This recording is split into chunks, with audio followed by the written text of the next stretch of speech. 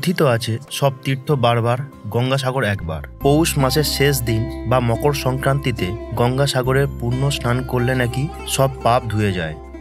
তাই বাবা, মা, বাবার মামা এবং বাবার মামার ছেলেকে সঙ্গে নিয়ে গেছিলাম গঙ্গাসাগরে তীর্থ করতে।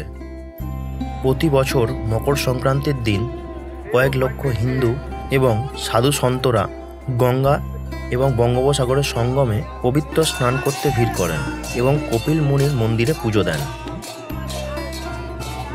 সংক্ষেপে একটু ইতিহাসটা বলে দিই। কথিত আছে কেউ যদি শত অশ্বমেধ যজ্ঞ সম্পন্ন করতে পারেন তাহলে সে সমস্ত পৃথিবীর অধিপতি হবেন। তাই রাজা সাগর ওই যজ্ঞ শুরু করেন। দেবরাজ ইন্দ্র ভয় পেয়ে একটি অশ্ব কপিল মুনির আশ্রমে লুকিয়ে দেন। অশ্ব খুঁজে না পেয়ে সাগরের 60,000 পুত্র অশ্ব খোঁজা শুরু করেন এবং কপিল মুনিকে চোর বলে অপবাদ দেন। ধ্যানস্থ কপিল মুনির চোখ খুলতেই 60,000 পুত্র ভস্ম হয়ে যায়। পরবর্তীকালে ভগীরথ গঙ্গাকে মর্তে আহ্বান করেন। 60,000 পূর্বপুরুষদের ভস্মের উপর দিয়ে গঙ্গাকে নিয়ে যান এবং তাদের আত্মা শান্তি লাভ করে। এই ভগীরথের নাম থেকেই গঙ্গার নাম হয় ভাগীরথী এবং সাগর রাজার নাম থেকে হয় সাগরদ্বীপ। এই কাহিনী থেকেই পুণ্যার্থীরা এখানে পুণ্যি লাভের জন্য স্নান করেন।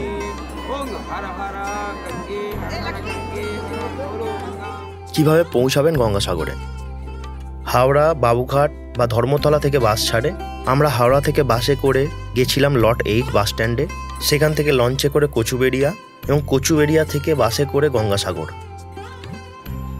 খুব ভালো করে গঙ্গাসাগর মেলা উপভোগ করতে হলে সংক্রান্তির কিছুদিন আগেই ঘুরে যান। সংক্রান্তিতে পুণ্যার্থীর চাপ প্রচুর থাকে, যেটা বাচ্চা এবং বয়স্কদের কাছে সহ্য করা খুবই কঠিন।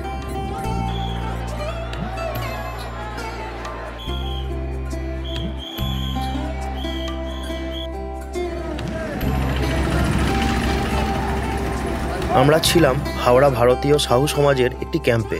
থাকা খাওয়া সব ফ্রি। গঙ্গাসাগরে এমন অনেক মঠ এবং আশ্রম আছে যেখানে খাওয়া দাওয়া থাকা সবই ফ্রিতে হয়। এখানে এত বেশি হোটেল নেই, তাই সংক্রান্তিতে আসলে অস্থায়ী ক্যাম্পে থাকতে হতে পারে। হর হর মহাদেব, হর হর মহাদেব।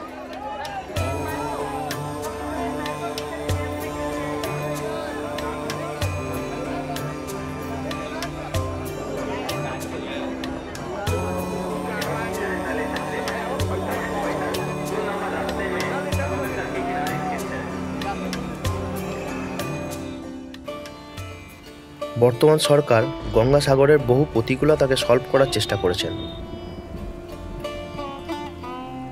পরিকাঠামো, যাতায়াত, থাকা, বাথরুম আদির যথেষ্ট ব্যবস্থা করেছেন।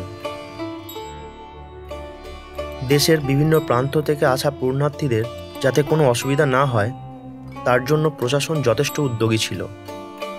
ওভারঅল একবার তীর্থ করতে যেতেই পারেন গঙ্গাসাগরে নামমাত্র খরচে।